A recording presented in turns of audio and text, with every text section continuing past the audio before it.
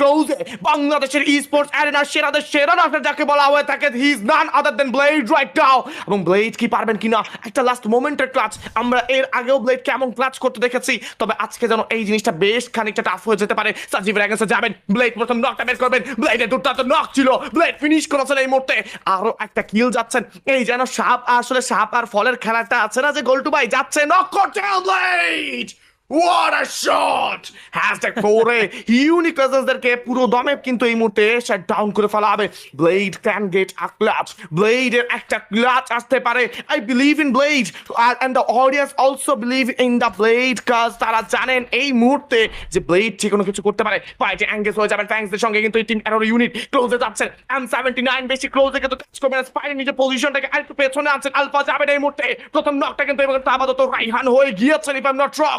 Blade at charge, Blade double knock right now, Blade on top, closing at the finish touch, Nuarif with the shot, sniper shot গিয়েছে, Blade এর জন্য 1v1, Blade এর জন্য 1v1, Blade এর জন্য 1v1 ভাই, আমি জানি না এটা কি দেখছি ভাই, what was that?